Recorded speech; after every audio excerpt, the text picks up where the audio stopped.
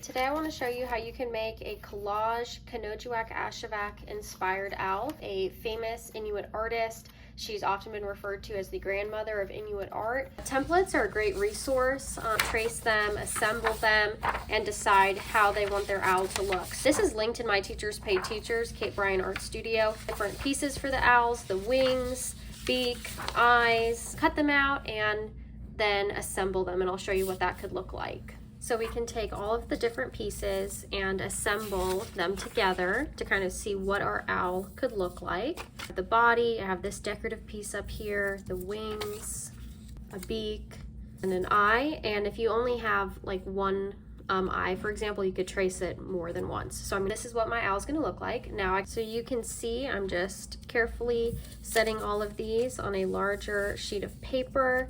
I have room over here where I can trace the eye a second time. Tracing everything out. You could use a pen, a pencil, a marker. Okay, so I've got one eye, I'm gonna slide it over, trace it again. I'm gonna trace the other wing now.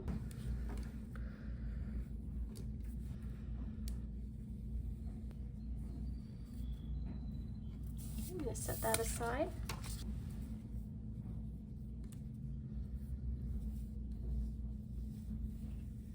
You can see my cat is trying to join in. Traced everything, I can set these aside. So first, I'm just going to cut all of the pieces apart from each other, and then I can get more precise cutting out each individual piece.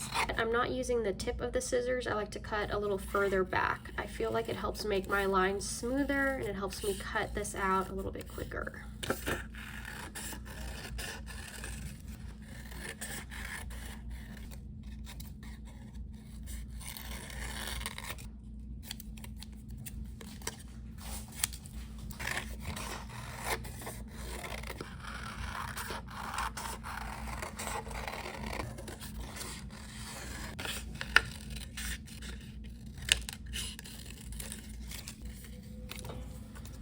Okay, now I've got all of my pieces. So I have the wings, the body. Remember, this will go in the back, 2 eyes, and the beak. And now it's time to add the watercolor paint. Okay, let's get to work painting. So I have a cup of water right here, and then I have a watercolor palette. When painting with watercolor, it's going to be dry and you'll need to add water to activate it. So I can take my brush and swish it in the water, and then I can brush it onto the color that I'd like to use. You can maybe tell a little bit that it's on my brush. And now I can take that and start painting. If I want to make the color lighter or blend it out, I dip my brush back in the water. I think I would like for it to be a little darker around the edges and then kind of blend out and become lighter towards the middle. Now, if you want to paint all of these pieces before cutting them out, that might be a good idea too.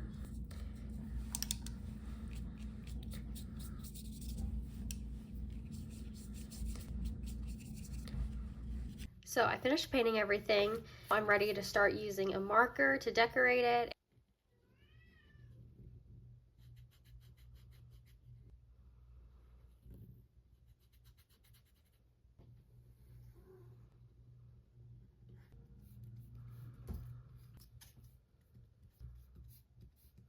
Rip off a piece of tape and then kind of roll it like that to make a little bubble. I'm gonna put tape on the back of the eyes,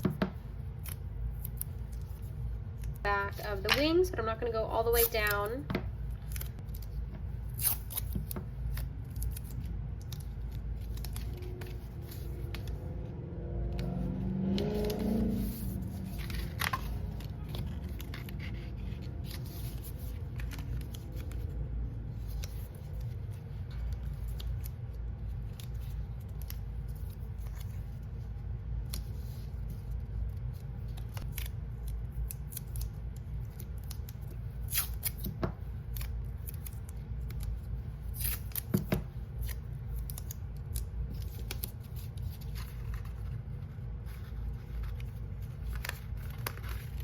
And then for extra stability, I'm gonna fold it over or turn it over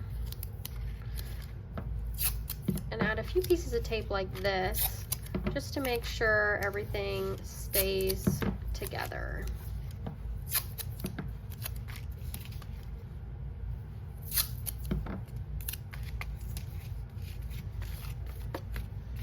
And this looks super cute. You could of course add more details. You could embellish it with like a colored pencil, some gel pens, you know, or have done more initially with the painting. So you can see what my owl looks like. And then here is another owl from earlier in the video, and one more. So all of these owls are a little bit different. It's always great to, you know, make your art unique and not identical to someone else's style. So again, the artist we looked at for inspiration is named Kenojuak Ashevak, and she is an Inuit artist. Thanks for watching.